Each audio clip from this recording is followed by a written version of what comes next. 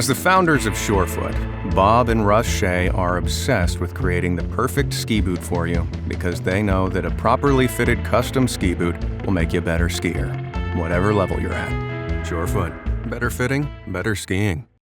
Hello, everybody. Welcome to the Freeride Guide. Today is the Georgia Pro recap, and we have a super special guest, an FWT alumni, an FWT legend. I don't know if there's going to be a Hall of Fame, but you'll have my vote. Mr. Drew Tabke, welcome to the Freeride Guide. Thank you, Mark. Good to be here. Glad we could link up for this. Yeah, absolutely. So, as a lot of you know, I watch a lot of these events on YouTube at midnight or 2 a.m, whenever they're on. And almost every single time I see Drew's name pop up in the chat, just with a little one-liner or a comment or something along the lines of like, you know, commenting on the comp, and everybody's like, yeah, Tabke enters the chat. And then every once in a while, Raina will pop in. Yeah, Raina enters the chat. And I was thinking to myself, like, I got to get this guy on the show. Yeah, I can't keep out of the chat. I feel like I'm always on the verge of saying a little too much or being too casual, forgetting I'm actually a known person in that space. But it's awesome. I'm so glad chat's activated. I see recently they've turned it off for surf events because it was too messy, but I think it's fun to see the chat active on these things. It's awesome. All right. Well, we are stoked to have you. I'm stoked to have you here, man. Derek is currently playing Trains, Planes, and Automobiles, as I'm sure you know all too well. So we've talked about this a lot in the last couple of weeks, is that the Georgia event is a mission, an absolute mission to get to, about 40 plus hours. From the West Coast. Mm-hmm. What was like the craziest like destination, like the farthest out there event that you were when you were on tour? It was probably Russia. We had the events in Sochi in 08, 09, and I think 2010 before the Olympics in Sochi. And so that travel, I remember I went through Moscow, connect to Sochi, and I missed a connection in Moscow that night. So I was like looking at a night in Moscow with no friends, no language, no nothing. And I ran into the one Russian dude who was on the tour in those years, Gennady. And I had like the craziest night of my life in Moscow, going from like speakeasy to secret underground club straight to the airport at 6 a.m. And that's in the Caucasus Mountains, same massive mountain range they're in Georgia. But they're another, I don't know, 600 miles further out. And yeah, much adds a whole another layer for sure for everybody getting out there. Yeah. Those are the best nights, the ones that you just have, they just happen. Things just, yeah. Yeah, things just happen. Just at the mercy of the universe. Yeah, exactly. Mercy of the universe. So before we get into this episode, as I said, Derek's playing Trains, Planes, and Automobiles. He may pop in here while we're chatting. If not, he and I are gonna connect, and we'll insert his 2 cents into this episode shortly. Derek's been killing it. I've been seeing a lot of Derek love in some comments out there. Foos, Freeride GOAT commentator. So I feel like he's established himself here. He's been putting in the work. It's not new. He's been with the tour for years, but he's doing so good. I feel like he's kind of become inseparable from it. I think so too. Like, you know, there's been a lot of commentators over the years, and we were actually just talking about that offline. But yeah, he's kind of set himself up as the guy. Like, he's the voice of the tour right now, and he has been for a while, and he does a great job of it. Because you know what it is, he loves the sport. It transcends. I mean, to be honest, a lot of us would like to take his job. It's a fun job to have on the organization. Yeah. A lot of former competitors do some commentating on qualifiers and stuff. So I say that complimentary, but I think a lot of us also are kind of trying to take him out somehow. Well, you're gonna have to try harder, bud. Yeah. I've done a handful of myself. I do like the live events. For like the Kicking Horse comp. I was on the broadcast for Kirkwood for the Challenger last year. But it's great. It's great. You know, people that want to stay involved or like people like yourself that just love it and want to stick around. Like, I think they really need to be more aware of it and take advantage of it. Because you watch like baseball or basketball or even football, any of the major like sports in North America. If you have an athlete who was potentially a star or just a good character, as soon as they retire, they bring them in and put them on TV as an analyst or a commentator or something along those lines, because they have that really, really unique input that I don't have, or someone that wasn't on the tour doesn't have. So that's why I brought you on here. So I'm making it happen. Yeah, I'm bringing you in. Tom Brady signed for like $375 million for 10 years or something. Right. Well, I don't have that for you. Just a heads up. All right, that's fair. So before we get into it, I want to have a bit of news, a bit of business we've got to get through too. This season's sponsor of the Freeride Guide is Surefoot Skiing. Big thanks to our sponsors, Surefoot Custom Ski Boots, fitting you for custom orthotics, custom heated liners, and really doing any work that you need to make your ski boots feel good. Your ski boots are a long-term investment. It's the most important piece of equipment that you have. Correct? 100%. Absolutely. So Surefoot's here to educate you on your decision when you buy a ski boot. They'll be able to choose a boot that fits your size of your foot. Like I have a narrow foot. They're not going to give me a super wide volume boot. So it's a fully customized experience. And if it's something you've been missing, there are 29 Surefoot locations around the world in Canada, US, and Europe. You can visit surefoot.com to find the location nearest you. And if you have a chance, go in and it'll change your life. Yeah, man. Shout out Surefoot. I don't ski on them anymore, but man, back in the day, I had some Surefoots with a shop in Park City that took good care of me. And then like rolling into Verbier, run into the Surefoot shop right in the village when you're there for the event. It's like amazing having the shops kind of scattered around the planet to fix you up when you're on the road. That's pretty cool. And I think that they do that scan of your foot, and I think it goes into like the master cloud, and then all of the different shops have your information. Yeah, no, that's pretty amazing. Which is pretty sweet. Yeah, that's that Verbier location is really cool, right by the gondola. Yeah, right in the center of it all. Pretty cool. See, even Drew Tabke knows. Also, if you're listening to this on the podcast app, if you're listening to the podcast version of this, make sure you hit us with the follow button. Give us that 5-star review if you like what you're hearing. If you're a fan of Freeride and this is right up your alley, that helps us out a lot. And the Freeride Guide is on YouTube as well. You can watch this and all the episodes through the Low Pressure Podcast channel. There's a Freeride Guide podcast feed, so check that out. All right, let's get rolling right into this, Drew. Yeah. So this is the second event in Georgia. Last year's was pretty spectacular. It was an amazing event. This year, a little different, quite a bit different. Not a lot of results, not a lot of positive results this year. We talked about it in the update pod last week. So just to get everybody caught up, they got in, they realized, hey, we're going to try and get this comp going right away, a little early, like D-1 on the original face. They're like, ooh, I don't think we can do it there. So they switched faces. Yep. They were going to do it at 2 p.m. They got all the athletes there in the morning to do the face check before they competed in the afternoon. So they're rushing. They're rushing. They did face control, like avalanche safety, and the face slid. So the comp got canceled. And then they were sitting and making hats and figuring out what to do with themselves for the last week. And then now back to the original face, which they held that competition yesterday. And, it wasn't unbelievably memorable, or it didn't blow us away. I think there was pretty challenging. Not a lot of really spectacular results, and there was a lot of crashes. Yeah, it was a tough watch. Like you said, last year I had last year as like one of the best events I had ever witnessed, either as an athlete or as a spectator. It's a high standard. There's been a lot of great events over the year, but to go to a new country in a crazy remote mountain range, and they just had beautiful conditions and some really memorable runs, like from Marcus and all 4 categories, honestly.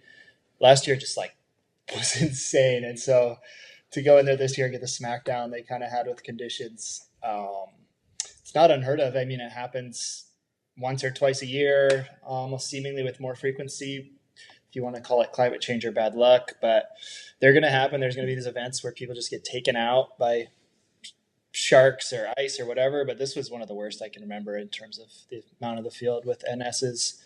Yeah. So this is the second event. So we went about 3 years. Last year's Georgia was okay for snow, but other than that, in the last 2.5, 3 years, snow conditions have been pretty bleak for like the entire season. Like we were on a pretty brutal run of conditions, competition conditions. And then this year we had Val Thorens, which is a POW day, which we had this discussion, but really too much POW. A little too much. Yeah. Took out a bunch of people. And then Georgia's event here, it seemed like there was a lot of deeper snow in some places. It was unconsolidated and it was deep, but there were rocks underneath. Like it was a real dog's breakfast. It seemed like, even though it looked nice, once you got out into the couloirs and out into the aprons, it looked spectacular. But as you were cruising along the ridges or getting through the, dropping cliffs, there's that one spot that took almost everybody out, right? It's like the third feature kind of in the middle couloir. It was gnarly. It was gnarly. I feel like I think it's really hard. We'll touch on some of this if we talk about YouTube chat, but you see people saying like nobody watching really has a good grasp of what's going on. Neither do I. I'm sitting in my house in California, but to me, it looked like there's a lot of snow, but there's also snow on top of old avalanche beds.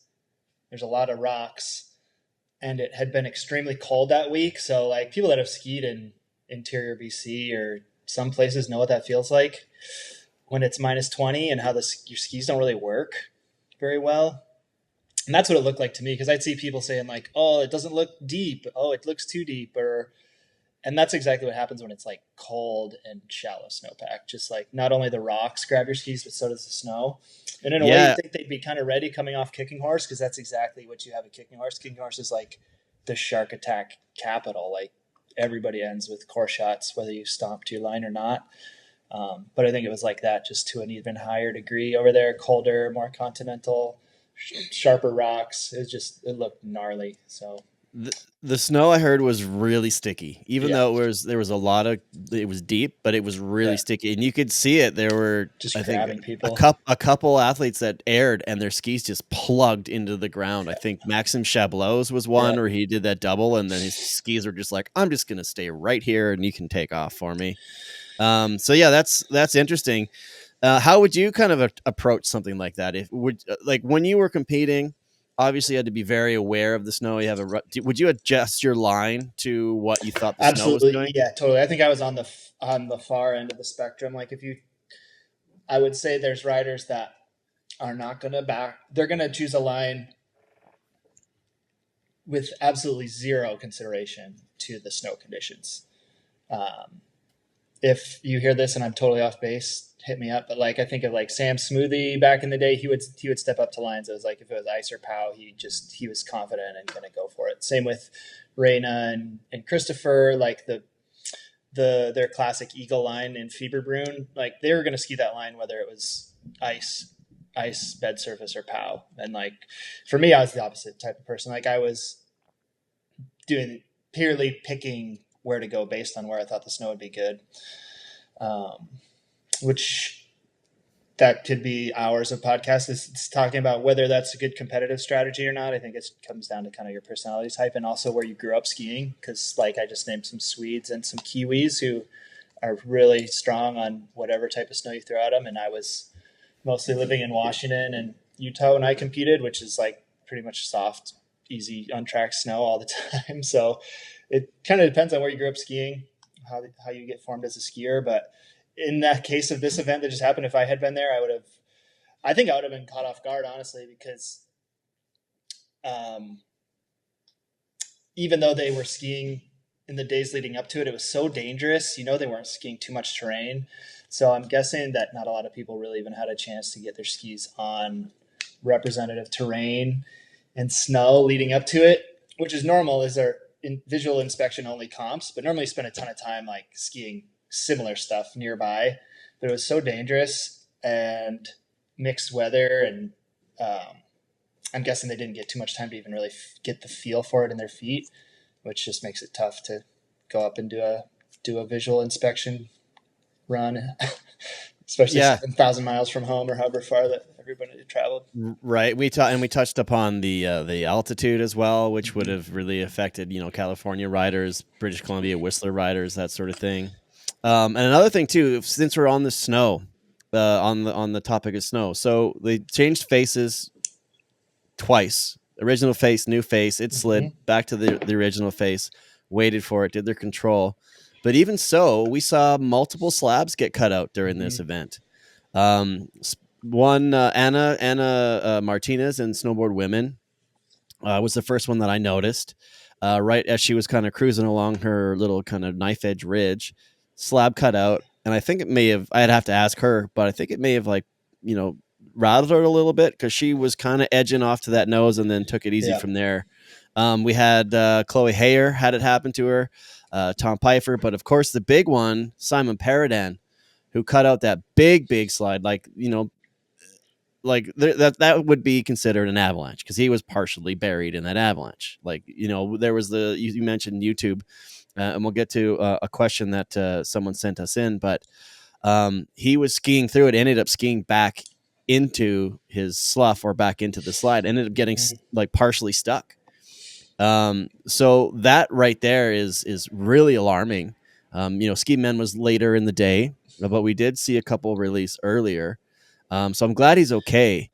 But when something like that happens, what's the mood? What's the thought process? And what's going on within the riders themselves? What's the conversation that's happening? I mean, it's definitely, thinking back over my years on tour, anytime we had several similar close calls over several years, and it's hard to explain what you go through, especially for the riders still at the top. If you've had your run already and you've kind of dodged the bullet, you've got a score or no, either way you're down. It's the riders on top that are really in the hot seat all of a sudden. There is a group, if you follow the sport closely, you'll have heard of the Pro Freeriders Board, which is a group of 8 to 12 riders representing the categories and genders who'll have meetings before or after events to talk about rule changes and safety calls and stuff like that. So at a time like that, Nicholas Hale Woods or one of the directors might try to gather as many of those riders together as possible. Because if you gathered everybody, it just turns into kind of too many cooks in the kitchen. So if you get a group of these representative riders to talk it through, are we going to continue? Is it safe to continue? Is whoever's next in the starting gate I know they're sending pictures up, after this slab cut out in Georgia. And it's, you also split into these two mindsets, because one mindset is that you're competing and the other mindset is everything you've learned away from competition, skiing with friends, backcountry travel, avalanche safety. And in a way, it's if you listen to the mind that's, that you learn to take care of yourself and your friends, there's no way the day is over. You're skiing down the other side. You're not watching your friend cut off a big slab and then teeing up 3 more people one after another, hopefully. In this situation, the question is there's a big pressure to continue. So can you continue and do so responsibly? And then you've got to balance your own safety against the business needs of the tour, because I have a ton of faith and respect for Nicholas, for the producers of the tour, but there's still a business. I don't know how much money it costs to set this thing up in Georgia. We could throw some numbers out, but if they pull the plug at that moment, that's hundreds of thousands of dollars basically down the drain. So safety is huge. I believe the organizers look out for everybody's safety, but there's also so many factors trying to make those decisions when something like that happens. I think they were safe to continue within it's all relative. What they're doing in the first place isn't very safe. So continuing at the risk of pocket avalanches was an acceptable risk, in my opinion. We'll have to hear from people that were there, but it's certainly one of the craziest things you can go through as a competitor. Just because you go through so much mentally, trying to prepare, trying to be healthy through the season, get yourself ready, get ready for the individual event. And then when there's also an avalanche is happening in real time, it's like, yeah, you didn't have that in your line choice. Nobody's going to draw that into your line B Yeah, choice. you're like, yeah, if this rips out. Yeah, I'm gonna ski. I'm gonna go 3 off of this cliff. I'm gonna slash this lip and then go hit it backflip. I'm gonna slash this lip, release the pocket, and then hit the wind lip and backflip over it. But it's intense, man. I mean, I was there in 2015 in Kappel, which was Fieberbrunn was canceled and moved. We went to Kappel, Austria.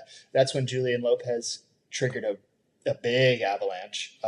So if anyone wants to look that up, who's listening, watching 2015 Fieberbrunn or Kappel. And that was the last year we weren't required to wear airbags. And he actually had one. He was sponsored by ABS that year. So Julian came down, triggered a big slab, or he actually fell, was going to hike up to get a ski. And then this huge slab cut out and took him over a cliff. And he pulled his airbag and rode it out. He was totally fine.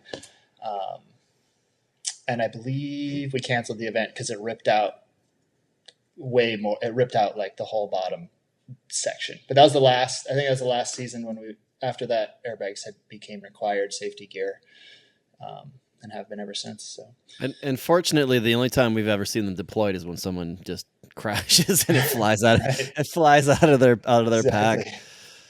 For example, that's man, in Alaska, sorry to go on this. I feel like this could be the whole show. Honestly, the avalanche thing is such a huge theme, and it's tough to kind of wrap your head around in a competition format. When you're in Alaska, we had a really bad persistent weak layer, and it was the same thing. Like the mountain guides were worried, the organizers wanted to continue. It wasn't going to be a pocket if something happened. It was going to be a very big avalanche. Mm-hmm. We all had airbags. We'd waited for 11 days and we ran and nothing happened. But certainly anytime you start considering like the what ifs, it is serious stuff. And I was looking before we got on the phone, I think it's been a pretty bad year for avalanche deaths in general in North America. I think in the States there's been 14 to date. Canada, I think there's only been a couple, touch wood, but numbers are high. It's been a dangerous season. So yeah, definitely don't want to add to that, especially when you're broadcasting across the world in an event like this, like that. I think that would be the worst thing that could possibly happen for the tour, specifically with their Olympic aspirations and everything that comes along with that, because, accidents happen, sure, but you don't want them broadcast to the world in real time. Exactly. Yeah. So, we can touch a little bit more on that as we move forward, but I'm glad he was okay. Yeah. And it was one of those things where you had mentioned like, hey, they deemed it was safe to continue on because it wasn't as if he was in it, got completely washed down in it. He actively skied back into the slide path. And I'm sure just didn't see it or maybe he thought he could ski over it. I don't know. I don't think he knew. It didn't look like you'd have to ask him. You'd have to ask him because I was thinking like, what are you doing? Why are you going into that? Right. Because I thought he would have been able to see some of it, but as you know, when you're in the middle of competing, you've got tunnel vision. Like this is where I'm going, and even though you should maybe have that better periphery, it is what it is. I think he had no idea. We'll have to. You're right. We need to confirm with him, but I caught a glimpse of it in the replay, and it was like the takeoff of his feature that ripped out, not his landing. So he had no. Sometimes you'll trigger something and you see the snow cracking around your feet, but it broke behind him. Like there was no moment during the rest of the descent where he would have seen the snow coming until that moment. But man, I mean, the worst. Once it was clear that he's okay, the worst thing is he got a no score, which is like crazy because. Well, I mean, I can't imagine how he felt. Like he didn't know the avalanche was coming. Because in a way, if you get taken out by your slough, a loose snow slide, okay, that's a fair no score in my opinion. A slab that you didn't see coming on a face you were told had been secured is like a tough call. Yeah, what are they going to do though? Give him points though? Is that send him back up? I don't know. I mean, I got taken out by a smaller slab in Fieberbrunn one year, and I got to the bottom and I was pissed because I was like, I was like, it wasn't a slough. There's like a fracture line and moving plates of snow that took me off my feet. I was like, I want to go again. They're like, no, it's a no score. But they're like, you got to watch out for avalanches better, you know? Yeah, that's the more true words were never spoken.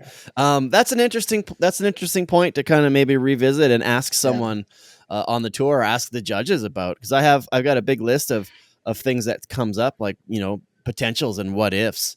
So that would be an interesting thing. Slides versus it just sucks because I don't no know scores. what the way to go is. Yeah, do you send him back up? But then that's not really fair. All of a sudden he's advantaged, or I don't know. Right. It's just a can of worms all of a sudden once it happens. Interesting. All right. Well, let's get right into this competition. So we started out with Snowboard Men, which, like, goodness gracious, I think every single rider, with the exception of one, had some sort of a bobble or a crash. There was one clean run in Snowboard Men out of 13 riders, one clean run. And I will tell you, I'm so happy that it was Cody Bramwell. Same. He's such a good dude. He was on the show earlier this season, you know, battling for the title a couple of years ago, the 3-way battle.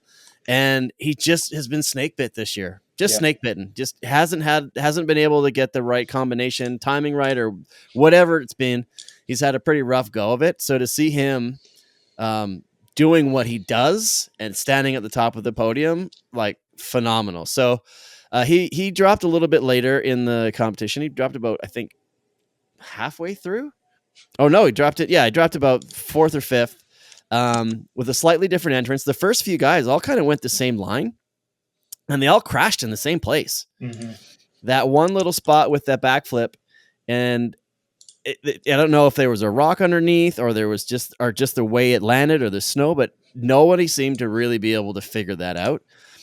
So Cody took a slightly different entrance in, hit that big backflip off the bottom of the step there. 360 through the central and through the big 360, and then aired through that central couloir at the bottom.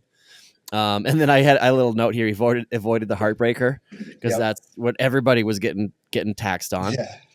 In second place with a 71, so he was 14.34 points higher than second place, so a clear separation. So I guess it's the best of the rest from second and third. Liam Rivera had actually a really nice run. You just got bucked off the second step of that double at the 360, and then he had another big double. Like, he's a solid rider.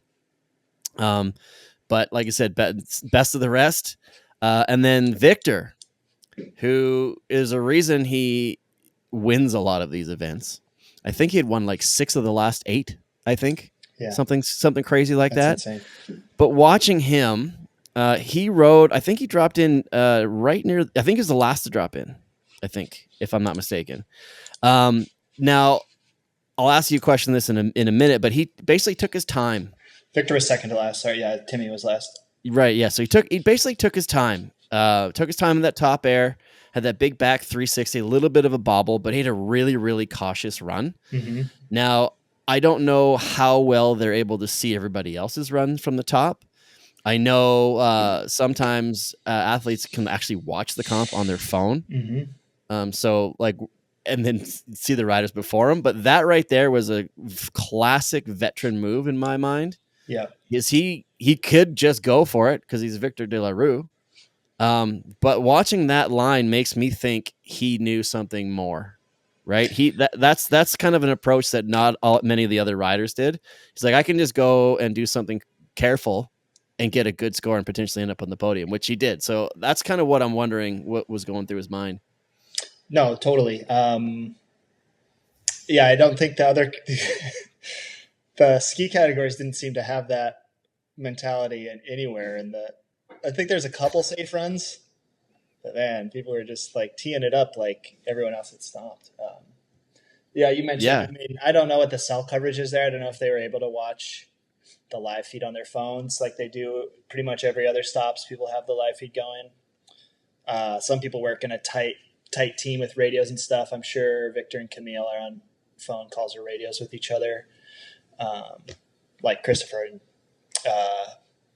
Carl are like the tightest team. Some people really do approach it as a team with their friends, or even some people have coaches with them now.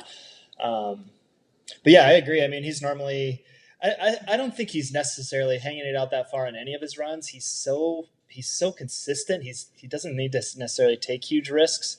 So I didn't see it as too slow or too cautious compared to his normal riding, but certainly wise to, and being near the back of the pack, you have more wiggle room to kind of make that call. There's plenty of events. When you go to an event like that with bad conditions, you kind of are wondering, you're like, okay, are people gonna send it anyway, or is everybody gonna go cautious this time around? So I should go hard. And yeah, it seems like a lot of people just kind of got it wrong. I don't know if the snow is really that impossible, that even people had stepped it down and they were still crashing, which maybe seems like the case. It was so challenging. But certainly a veteran move to step it back slightly. That's why I was surprised like Turdell crashed, because he's normally one to come through on his feet no matter how tricky it is.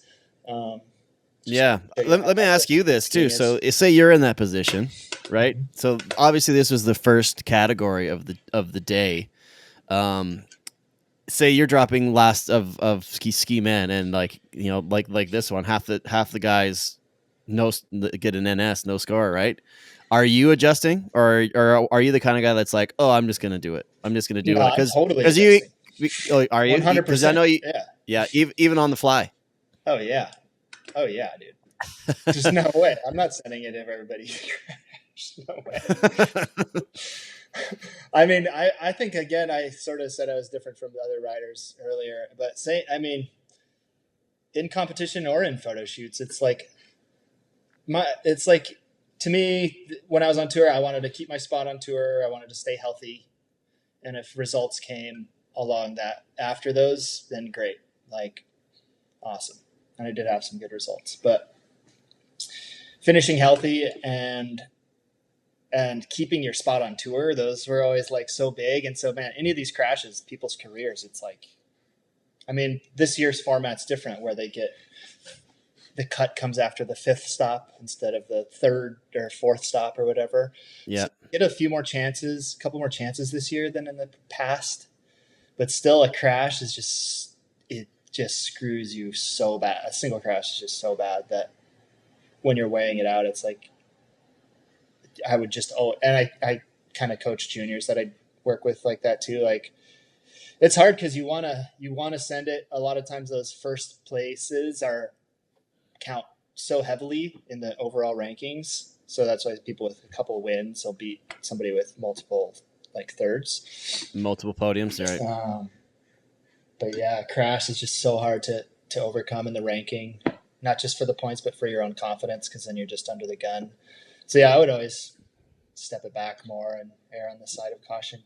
Yeah, and like back to Cody, that's great to see him kind of overcome that. Exactly, because he's under so much pressure. Everybody at this event, it's like, if you have bad results, you're kind of it's kind of toast. Even though even though you have an extra event and the cut is actually right almost to the there's the cut is right before the final versus two events after. But I hate to call him out because I'm sure you heard it from everybody. But why the hell did Cody not have goggles and kicking horse?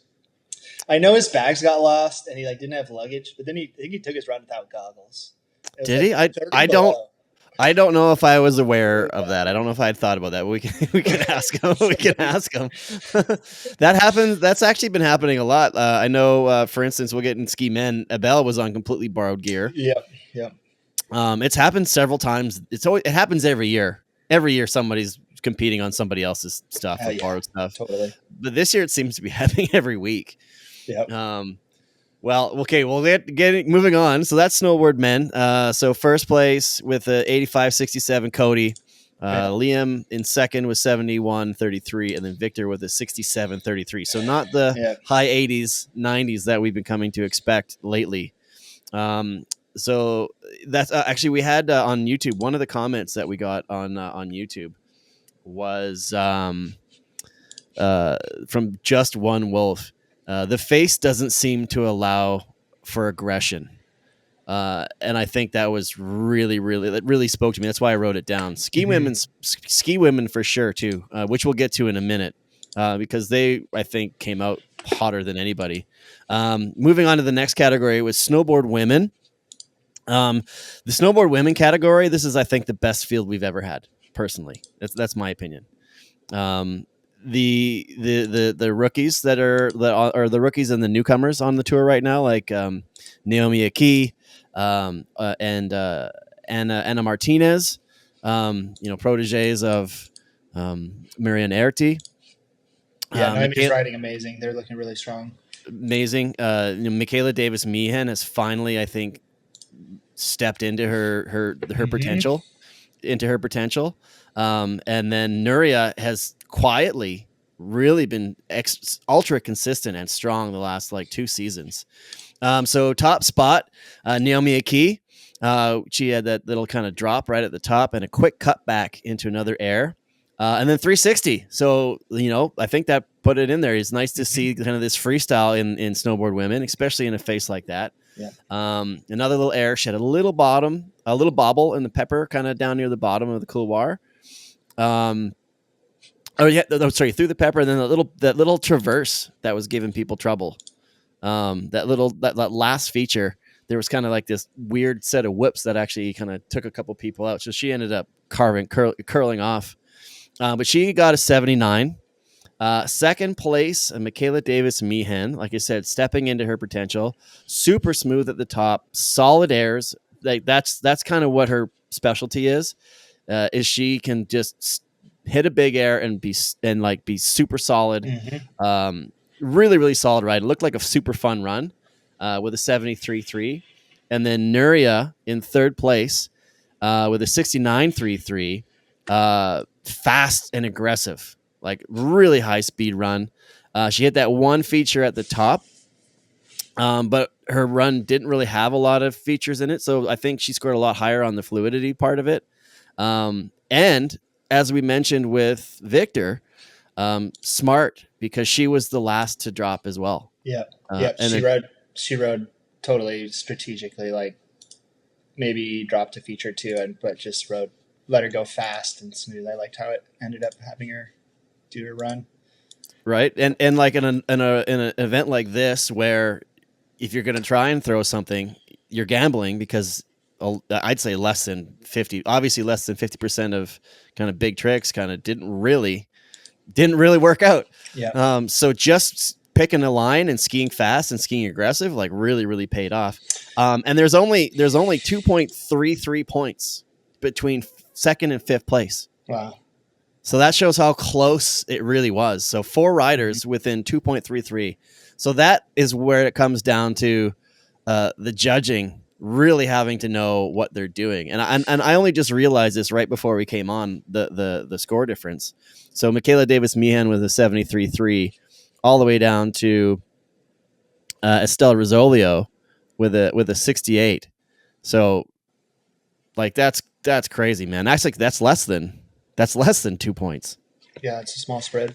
That's exact. Yeah, 2.33 points, right, between 4 riders, right in the center. So I'd like to almost go back, and I think I might go back and watch all of their runs just to see, because that's got to be tough for the judges, man. Yeah, I just watched them. They're all pretty similar, I think. But yeah, Noemi, I think it's definitely, she's having a hell of a season. She's in first. Michaela's in second overall. But yeah, same as the results today. Yeah.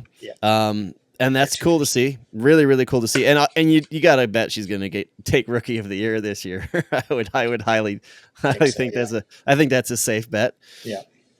So another, like I said, a lot of smart riding within them. Anna Martinez down on the bottom, which I had mentioned earlier, cut out that little pocket and kind of got. Yeah.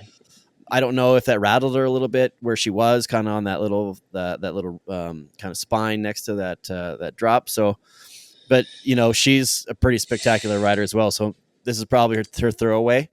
She's had some good results so far as well. Yeah. Yeah. She's in third overall. So then we get into. Well, before we go on to one shout out for Nuria, because Um, and back to the Avalanche thing, because I don't know if you remember or the listeners remember, but it was the year before last, Nuria was caught in an avalanche Right. on the way to do her run in Verbier for a qualifier, and two of the girls were caught, carried, and buried in an avalanche, which took her a year of like both mental and physical rehab to come back from, and she made it back onto the tour. And then you're in Georgia competing. There's avalanches happening like in the event. It's like just one of those things where I feel like freeride's sort of hard to tell the story to the public of how difficult it is, mainly because of the visual inspection thing. Like, this is so hard to communicate to the public that's never been there. Like, yeah, just go up this mountain and ride down it. But then when you add on those like psychological layers, like people that have been, either a lot of people in this sport have had close calls, whether have lost friends or seen stuff go down. But I mean, she's been in avalanches, in events, literally, and she's going through this. So it's like, take some serious mental fortitude. So shout out to her and everybody else that was up in the start gate that day. Yeah, absolutely. Like, I actually forgot about that. As soon as you mentioned it, I went, oh, that's right. So, that's, yeah, you're absolutely right. That adds that extra layer of consequence and uncertainty, and just, brings in that mental component. Like, oof. So Naomi, Aki, 79 in top spot, Michaela Davis Meehan, 73.3, and then Nuria with a 69.33. And then next up, Ski Women, which was they went for it. They were absolutely gunning for it. Taylor Dobbins starting things off. She ended up in third place. Actually, I'll go through the top three. We got Zuza with a 77. She finds herself back on top of the podium. Nice big air at the top, and then she got right into her second feature after dropping in. And then she found a new little air in the middle couloir, which is neat. So kind of a neat line score. Found kind of a different line. Not too many features, but just a classic Zuza run. She's so strong on her skis, and she can put down those big, fast, kind of fun laps. Jenna Keller, who's kind of really stepping into her ski boots as well after, it's her rookie season, after a couple events to kind of get her footing. Smooth, right in from the top, smooth transition onto that wall. Hit that cliff cross court over exposure, and then aired out of that. And then Derek, with the quote of the day, with the rodeo ride to Tomahawk Town, he's like, got to make sure to avoid something like that. And then Taylor Dobbins, who has had kind of a long journey through the tour. She ended up injuring her knee the very first event in Bikira in 2024 last year. Got the injury wild card for this year. Looked like she was trying to figure things out the first couple events, and then had a really, really great run. First to drop today. Went a little far, skiers right. Good smooth run. My notes here say good control through the couloir, and that fun little triple to finish. I think it sounded like Derek and Hadley maybe thought her score might have been a little low. But that's not really for me to decide. And also congrats to her, because it's her first podium. And keeping that podium spot throughout the entire field has to be kind of stressful. She was only she's only in the hot seat for one rider, because Jenna took that away from her. But still, when you haven't finished on the podium and you're still in that spot and you're waiting for everybody to go, that's got to be stressful in itself. I know you've been there. Yeah, it's been a minute, but yeah. Watching it play out, I don't know, it's cliche. Everybody talks about it. Everybody gets along so well, but you're like, you still need to do well yourself. It's not like you ever, it's messed up to say, but it's been so long since I competed. It's like, honestly, I would be just like, I'd be happy to see friends fall as long as they were okay and it wasn't a big deal, no injury. I'm like, all right, one more yeah, out of the way. Like you want your friends to do well. You also want to you want to beat people with them doing their best, and you still want to do better than them. You don't want to just beat a bunch of people that fell, but it's a competition, man. We're trying to it's a competition, right? Yeah, there's all those conflicting feelings, but really when it comes down to you want to do better than them, but you're happy for them, but you will still want to do better than them. Yeah, absolutely. And as I mentioned earlier with one of the comments is the venue really wasn't seemed to allow aggression, right? Not a lot of people who really went for it were successful. And I want to say, just with the ski women specifically, looking at Justine, she came in real hot, and then sent that backflip to the absolute parking lot. She got around fine, like she timed it well, but it just it's like the floor just kept falling away from her. She went big. And we've talked about this many times, as her training with tens of thousands of backflips in her life, like she's got it dialed in. But when you're in the air and you're like, oh, I'm not landing for another second, you're like, oh, okay, it's hard to overcome that, no matter how experienced, how strong, how trained you are. I mean, it always gives me, this sounds bad, but I think I mean it in a good way. Like, I think it's an honor to the sport to have someone like she's an Olympian, she's got Olympic medals. And she's doing this sport, which is really cool because it's much more niche, much smaller global reach and visibility up till now. And she gets taken out, it's like you can bring in any skier that's just like the baddest ass at whatever they do. And these venues and conditions will still just knock anybody down. So huge respect to Justine. It's been really fun watching her. And also it just goes to show you how hard what these guys are doing is. Just people getting the best of the best. Just take it out. Just democratically, anybody. I'm biased. I hung really tight with Ariana when we traveled, but I had her winning by like a lot until that dream killer on the last little 360 she tried. Right. It was just she had a classic Ariana run going with a really solid top section and a pretty big 360. No shade to the girls or the guys, the small tricks where you barely get your nose to come around. I mean, I like seeing the freestyle, but if the air's that small, it's like, come on. But Ari had that three was big and that stomped. She had a really nice run going, so I know she was pissed at herself for blowing it down lower. She had like really great speed control. Really controlled turns to the middle. Yeah. And then the little 360 at the bottom, it's like that bonus air that bites you.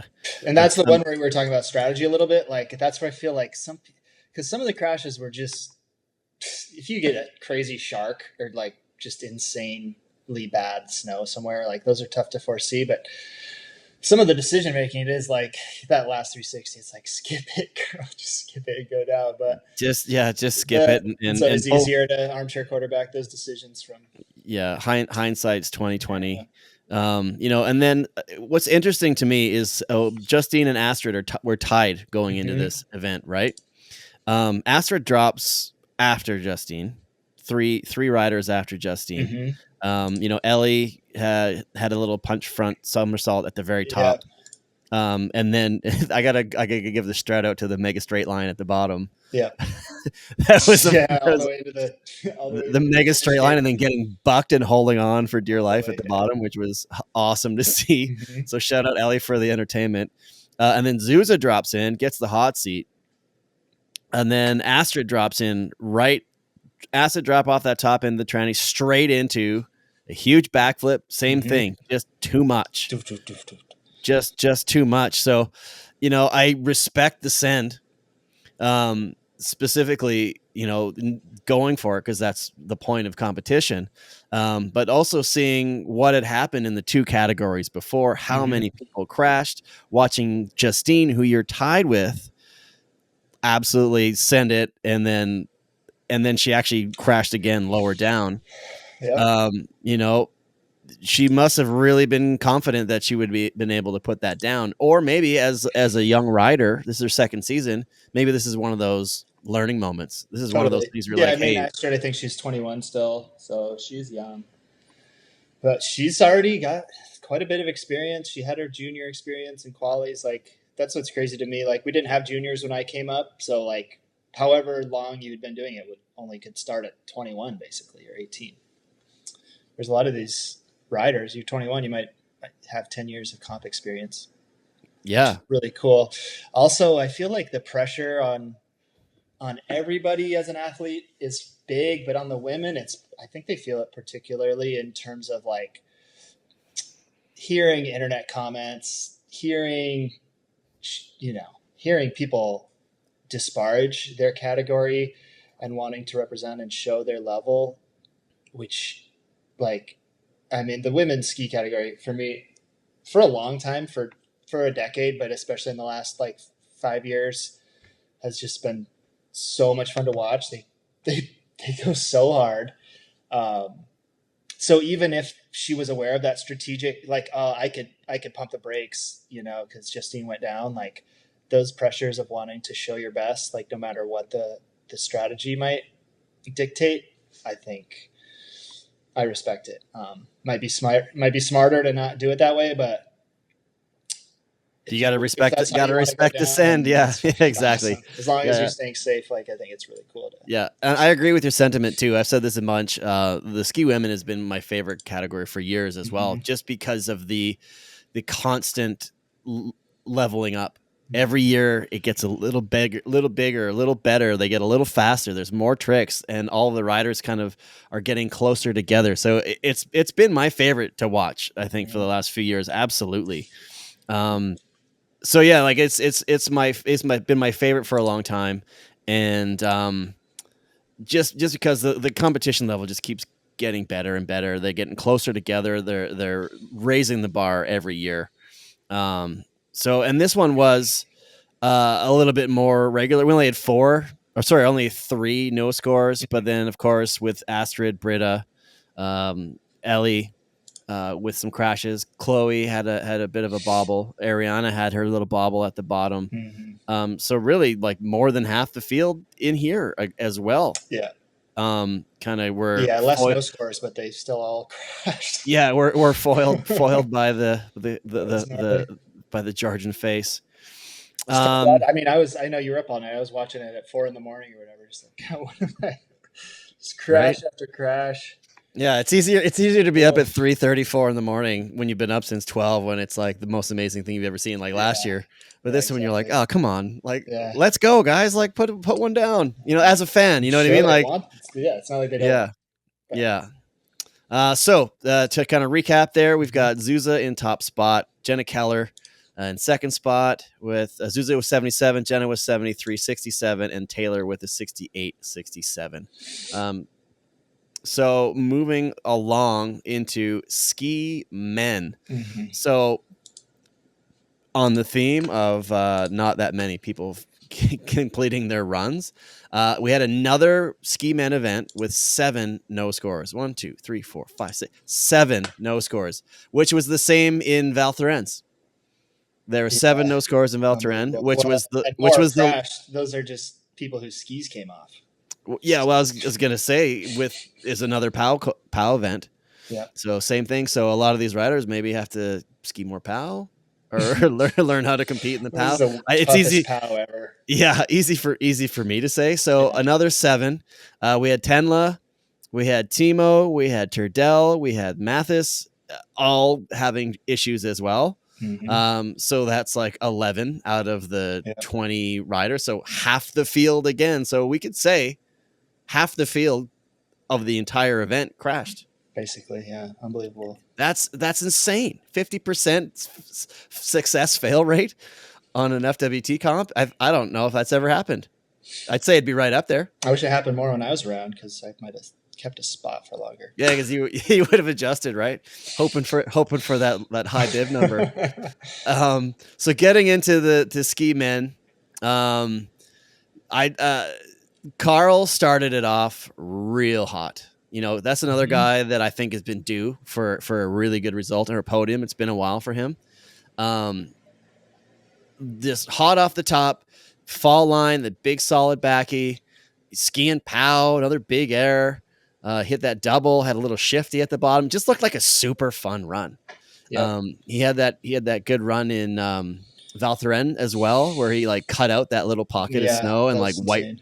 white roomed himself. But I think because he was in survival mode, blasting off that cliff through after building that pocket in the white room, he had to miss a couple of his features and kind of straight line out. So that was a comp where he had a great run, but he was, I think, scored a little less because he wasn't able to hit those features. This one's very similar run, just wasting no time. I think that I personally think that the order 1, 2, 3 was correct. 1, 2, 3, 4. He finished in 5. I'd say it's fairly correct. Number 1 for sure. We'll get to okay. All right. We'll get to that in a sec. You're shaking your head. That's okay. I think he should have been scored a little bit higher, personally. That's my personal opinion, and I also thought maybe he was a little underscored because he dropped in first, and that's why. But so Marcus Gauguin. The guy who's all or nothing. He's either on the podium or he's not. They brought that stat up during the week, and he proved it again with a 92.33, with that 360 top air, the 720, the 360. Like that kid's just an adventure. So sick, dude. Every run is an adventure. Adventure Gauguin. It's crazy because like, dude, everybody's so fucking good. Excuse me, sorry, F-bomb. Everybody's so good. Ross, I mean, I can't call him out, but like Ross, basically anybody who's stomping doubles or sevens in their run and doing it on the biggest, gnarliest lines, like there's quite a few of them.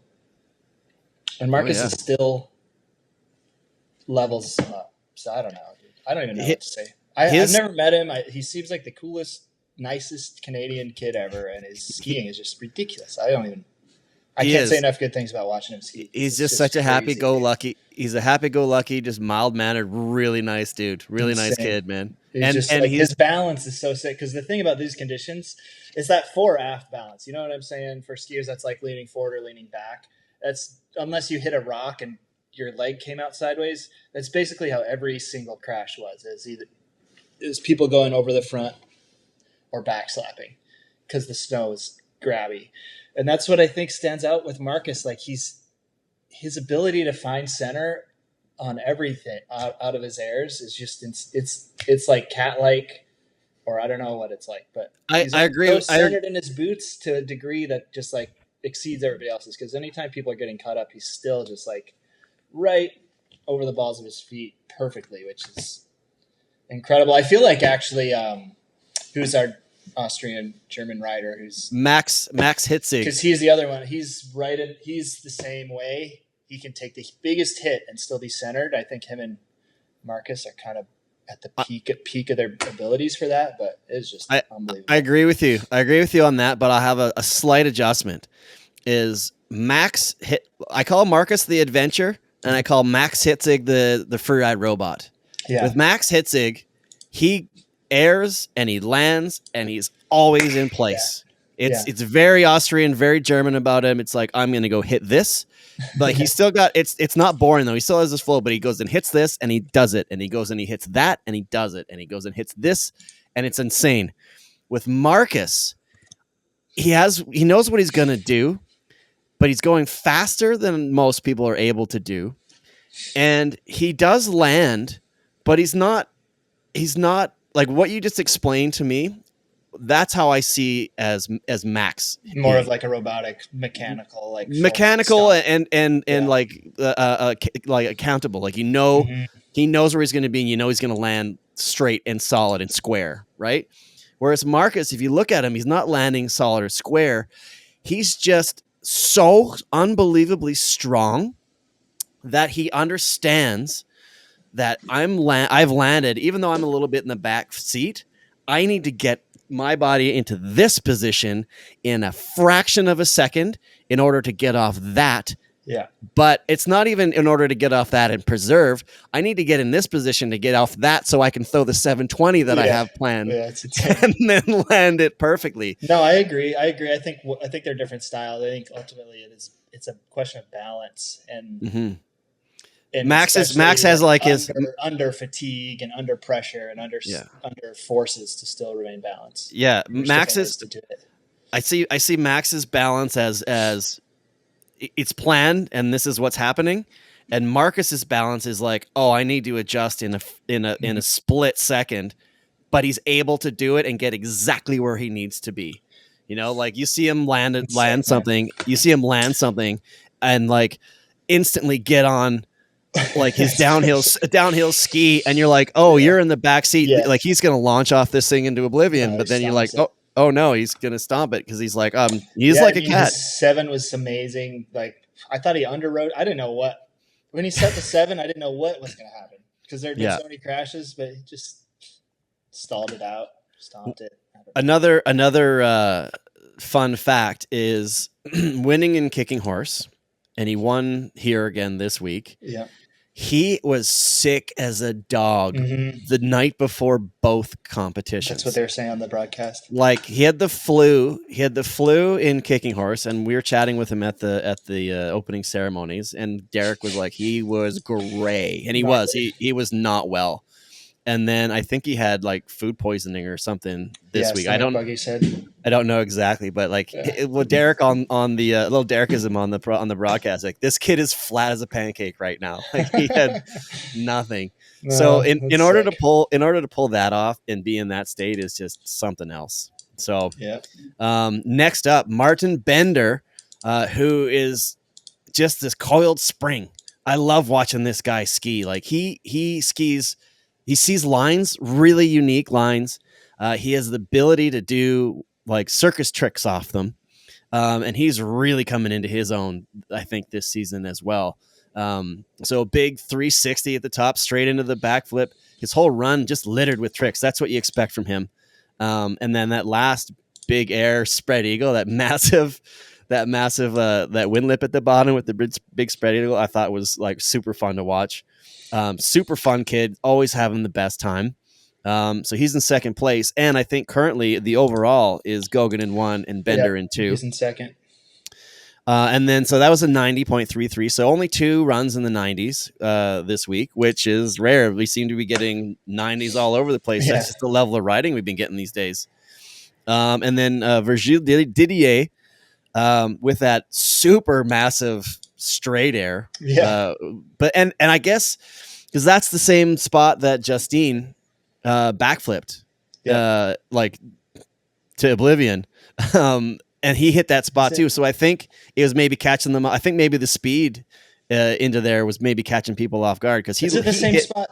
I think it was right at the top. We'd have to double check, but if it's not, call us out. Everybody that's listening on the backslap at freerideguidepodcast.com. But we had that massive straight air launched off the wind lip, and then right into the backy on the next feature, and then cruised into that kind of rocky entrance straight line into yet another backy.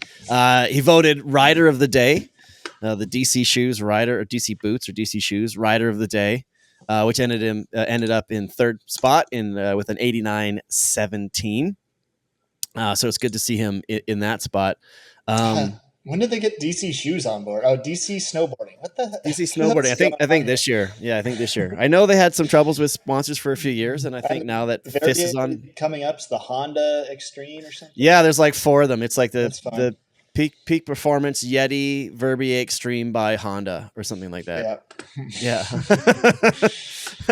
But it's nice to see that there's money flowing back into it. Yeah, those mainstream brands are always a good sign anytime there's a new name like that. I know because last year and the year before they were scraping. You know, they were pinching pennies. They had to. So that was pretty wild. We talked earlier about like the sharks and that sort of thing. Yeah. Ben Richards, who is a phenomenal rider, who taken out. I saw him. He put an Instagram story of his ski. Yeah, destroyed. You saw that? Yeah. Absolutely destroyed. And it's to be honest with you, watching that guy ski over the last 2 years, it's nothing really less than that's going to take him out. Yeah, he's the type of skier you're shocked when he falls. It's tough to pick favorites. I mean, I love watching Gogan ski. I think Ben's been my favorite skier in the last 2 years. He's just the smoothest smoothest rider out of everybody. Just so Yeah. smooth, so Yeah. stylish, And fall line. so good. He's kind of like a mixture between like classic Christopher Turdell and like Raina Barkerid, in my opinion, where he's got that like smoothness, but then he's also likes to pick a lot of fall line straight, But and he he can doesn't. still trick with everybody. Yeah, with the He's best got of it. them. Mm-hmm. Absolutely. So that was on that same feature that everyone was getting taken out of. Yeah, that one was nasty. Bomb holes, and rocks. So we're glad that it was nothing more than like a destroyed ski. I'm glad nobody like landed. The back protectors help, so that's that's pretty helpful. Couple notables. We talked about people on not their own gear. Abel Moga was on. He had his boots. He had his ski boots, but everything else was borrowed. It always seems to be the head athletes. It seems. I find. I remember. Afoot. I think what was it the last year that you were on? Was it Blake? Blake Marshall was like skiing on. Yep. Blake Marshall was skiing on Hedvig stuff, and then it happened a couple of weeks. Yeah, a couple of weeks ago. I wanted to point out Ross Tester. Unfortunate, but his ski took off on him, and then he was like chasing it on one foot, which I knew was impressive. I'm glad Derek and Hadley brought it up. And then he tried to do the pit maneuver to take his ski out so he could get it back, which I thought was hilarious. And, you know, that's a guy that, like you were mentioning before you brought him up, like he can win. Anytime that guy puts a run down, he can win. And that's kind of the whole field. You know, you look at fourth place, Toby Rafford. That kid's really coming after it this year. Yeah. You know, I think my 2 rookie of the year nominees for female male this year are going to be Naomi and Toby. I think you kind of have to because he's, you know, podium twice now, I believe, and just kind of pushing the limit. Like that kid podiumed once, and his other one was a fourth and a second, I think. Man, I was kind of shaking my head during Martin getting second. I hate to. These guys are all such great people and riders. Yeah, well, let's hear your thoughts. You know, like it seemed like he came high. Like when they dropped a 90 on that run, I think immediately I was like, oh, that was a big mistake. To me that wasn't a 90. Just too many issues along the way. And then Toby, because I mean, if you watch back-to-back Martins versus Toby's is just, I mean, basically flawless. So him off the podium with the 360 into the flat spin, and then another fall line 360, and then fast. Bombing straight through the debris through the pepper. Higher, but anytime these conversations fall down into the judging, it's like it's kind of pointless. I personally had him higher. I think there's probably arguments to keep it just as it is, or totally flip it on its head. But yeah, I've been very impressed by it. But when he came, I don't know Toby. I'm sure skiers are going to know more about him. When he came on, he struck me as the kind of skier who was going to be like too loose, crashing out every time. But they're so good. They're skiing too loose and landing it. So it's just sick. Yeah, it's sick to see. It's bringing in that kind of new level of style, and you know, like Finn Billis kind of introduced it a couple years ago, and we've talked about this, and he was being judged, I think, underjudged because they didn't really understand what they were looking at. I don't think they didn't really understand what he was doing or what he was trying to accomplish. And he had many conversations with those judges over the course of that first season. And then into the second year, and I think they finally started to understand, okay, yeah, no, we understand what it is you're trying to do, and then realize the difficulty completely. of it. Yeah, we can argue about this forever, but I totally disagree. I think he adjusted. I think he upped his game. And he definitely did, 100% that he did. I feel like he was doing a lot of hand drag threes and whatever, but they're like, dude, he was going 6 feet off things people were going like 60 feet off of, and being upset about results. Like the amplitude and the speed and the power has to match up as well. And I think he did. I mean, he proved it when he threed freaking Hollywood and stuff. No shade at all, because he's so good. So is his brother. They're incredibly talented. I think there's a lot of chatter about like he's underscored, but I think you gotta. There's always going to be somebody saying, because some people are like, oh, it's turning into the freestyle tour. This is bullshit. Don't score the trick so high. And then there's a whole another slew of people that are like, Finn is underscored. Finn's being underscored. It's like, well, you can't have both. And I think it's very clear that the people who are really winning and winning the tours, they're doing both really, really well. Hence, like, so anytime somebody's like, oh, it's turning the freestyle tour, it's like, dude, Marcus, like Gogan, like all these guys, they're doing tricks and the hardest line. Like the argument is completely moot. Like, yeah. Like after 25 years, yeah, on the Verbier, on the back, Marcus names a new line or names a new cliff, right? 25 years later. There's a lot of opinions to both sides of that spectrum. And I think that I think with judging as well over time, like it all kind of evens out. You might get the short end of the stick once, you might get overscored once, and hopefully you have enough chances that it evens out. But same for just the overall state of the sport. Like people can say it's too freestyle all they want, but like the guys at the top are doing both, and they're doing it really, really, really well. Both big mountain and freestyle. So. Yeah, I agree. That's something we definitely can agree on. And then this is why I love this show, and I'm so stoked you came on. You gave me that warning. You're like, hey, I've got some opinions. I'm like, I love it. I want them.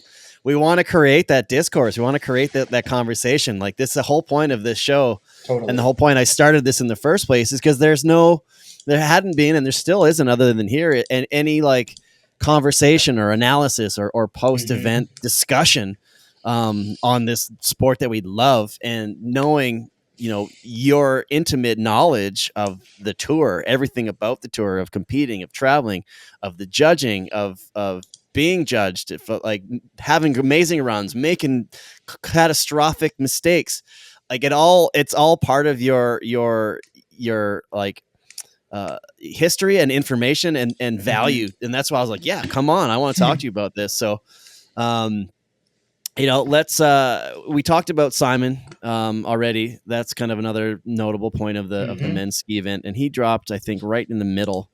And then they're like, yeah, looks like we're still ready to go. So the top three, Marcus, 2 in a row. We got Martin Bender and then Virgile Didier on a very challenging day in Georgia. But still entertaining nonetheless, because it gives us something to talk about. It's different than it's a different kind of episode than being like, whoa, that was sick, or this is sick, which is fun. But I like it when you got that balance, right? And that's life.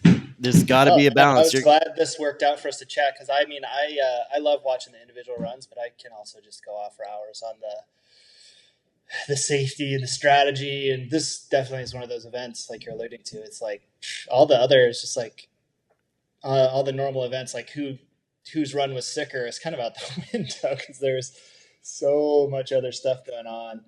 I mean, we haven't really alluded to it too much, but after they went on hold, they got there, they tried to run a day early, which really spins you out mentally, because you just traveled 40 hours and you think you have one more day, and then they bumped it up a day. Avalanches canceled or delayed. I know people who are out free skiing and triggering avalanches. I've never been to Georgia, but I understand it to be a very, very heavy drinking culture. And although these are all professional athletes, I can imagine there must have been some insane party the first night when it was postponed after the avalanche. And I'm just kind of trying to get to the point of they're back in competition day. I mean, they must have sort of half lost their minds by then. You know what I mean? They're as far from home as you could possibly go skiing. There's like 20,000 foot peaks. There's avalanches happening. There's like grain liquor being offered to you at all these local events. And then you got to go compete on like the gnarliest Shark Tank face ever. Like, I feel like they're going to come back and feel like they traveled to like another planet or something. Cause right. I went through a lot, man. That's amazing. Another eventful competition. The fourth of 6. We've got Fieberbrunn next. Usually this would have been the cut, and then the roster reduced heading into Fieberbrunn. I'm glad that the full roster is heading into Fieberbrunn. I like that better personally. Yeah, gives too. it and especially with the extra event as well. You get 5 chances to get your best runs instead of 3. Yeah. You know, like you crash twice and you're toast. But then, like for instance, like looking at Cody, as we mentioned earlier, Still got a chance. maybe he throws down next week and the week after, Yeah. and he's still got a chance, right? So, love that part of it. Drew, thanks so much for joining us here, man.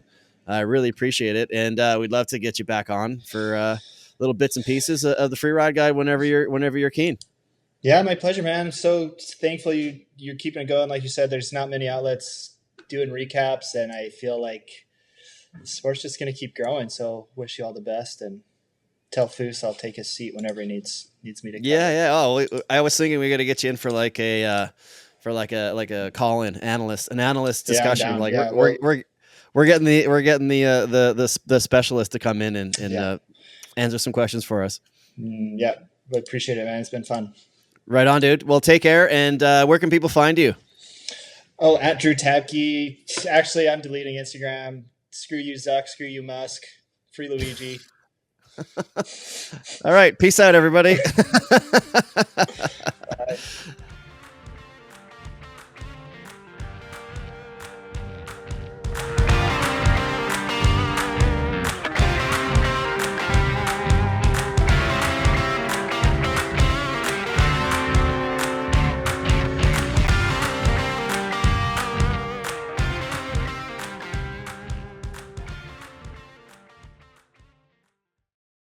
This has been a Redmark Media production.